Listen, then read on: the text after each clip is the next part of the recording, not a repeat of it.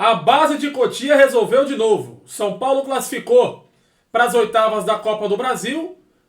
Jogos só vão acontecer agora no fim de julho, né? Ainda vai ter sorteio para definir os confrontos e tal. Ainda não tem data para acontecer o sorteio. Mas o São Paulo classifica debaixo de um dilúvio lá em Recife. Debaixo de muita chuva, o São Paulo consegue a classificação. Vence o Náutico por 2-1 em jogo marcado por expulsões no primeiro tempo, em jogo marcado por boa partida do Oscar e decisão dos meninos de Cotia. Rodriguinho marcou um gol, não marcava desde julho de 2022, no jogo entre São Paulo e Universidade Católica pela Copa Sul-Americana em 2022. E aí marcou um belo de um gol ontem, inclusive nós vamos entrar em detalhe a partir de agora nesse vídeo. O São Paulo saiu lá dos aflitos classificado. Like no vídeo, se inscreve no canal, ative o sininho para não perder nenhuma notificação. E vamos nessa, vamos pro vídeo. Obrigado a todo mundo que está sempre participando, aos novos inscritos que vão chegando, sejam todos bem-vindos. Você que já está aqui com a gente também há um bom tempo, também seja bem-vindo. Você que está chegando agora e não se inscreveu ainda, tá perdendo tempo. Se inscreve aí no canal, ajuda bastante aqui o canal, beleza? Se inscreve, ative o sininho para você não perder nenhum conteúdo, nenhum vídeo. E vamos nessa, vamos fazer essa análise por aqui. Bom, São Paulo e Náutico. Um jogo que começou com o Náutico querendo fazer uma pressão ali, né? Só que o gramado estava muito encharcado por conta da chuva, né? Muito encharcado por conta da chuva. E aí, os caras tentaram jogar pelo chão ali e tal, não conseguiram chegar, não conseguiram criar. E logo aos 3 minutos, o São Paulo teve um contra-ataque, teve um chute ali do Lucas Ferreira que gerou um escanteio para o São Paulo. No escanteio, o Luciano sobe de cabeça após o cruzamento do Oscar e faz 1-0. Ali você já joga um banho de água fria no torcedor do Timbu, né? E o torcedor do Náutico ontem, pelo que a gente estava ouvindo ontem, apareceu em peso lá nos aflitos. Mais de 16 mil torcedores apareceram lá para poder acompanhar a equipe. Beleza, 3, 4 minutos ali, 1-0 para o São Paulo. Mas você fala assim, pô, o Náutico pode tentar alguma coisa? Poderia, mas aí logo aos 10 minutos tem um lance de expulsão, acabou perdendo o jogador, o Náutico, o Marquinhos, foi expulso depois de uma entrada no Cédric Soares. No campo o juiz deu amarelo, no VAR, o VAR recomendou a revisão e aí o amarelo foi trocado pelo cartão vermelho direto. São Paulo com um homem a mais, também não durou muito tempo.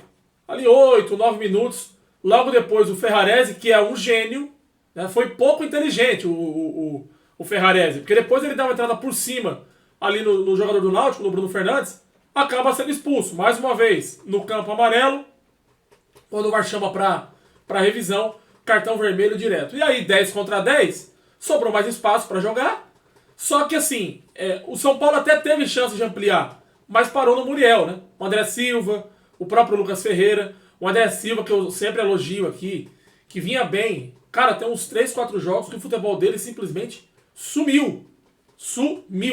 Tudo bem que a bola também não tá chegando toda hora, mas quando chega ele também, meu Deus do céu. E ontem ele foi mal de novo, participou pouco do jogo, mais uma vez, né? Mas enfim, é bom jogador, pode estar numa má fase, daqui a pouco recupera, guarda 2, 3 aí. E aí, meu amigo, e aí a gente sabe como que é, né? Porque o André Silva é bom jogador, eu gosto dele. Pode se recuperar. Como o Caleri também. Agora ele tá lesionado, tudo bem, mas vinha mal antes de se lesionar. É outro cara que também pode se recuperar um dia e voltar a marcar, e voltar a ter o seu bom futebol. E uma coisa eu falo, o Caleri nunca desistiu das jogadas, ele sempre foi guerreiro dentro de campo, quando estava jogando, né? Lembrando que ele tá lesionado, imagino que só volte no ano que vem, ou demore para voltar, mas... O André Silva ontem, eu falei do Caleri aqui para exemplificar, mas o André Silva tá vivendo uma fase também um pouquinho complicada ali, já tem alguns jogos que... Sabe, ele até marcou de pênalti, mas jogar futebol ele não vem jogando bem. E ontem, mais uma vez, não foi o que aconteceu. Mas, de qualquer forma, o São Paulo, ele encarou o Náutico, encarou a torcida do Náutico e encarou a chuva. O que choveu, meu amigo, lá em Recife ontem, principalmente ali no intervalo do jogo, no final do primeiro tempo, no intervalo do jogo, choveu demais. E como o Náutico gosta de ter a bola no chão, assim, eu vi poucos jogos do Náutico, tá? Mas ontem, principalmente, deu pra perceber isso. O Náutico queria tentar jogar pelo chão.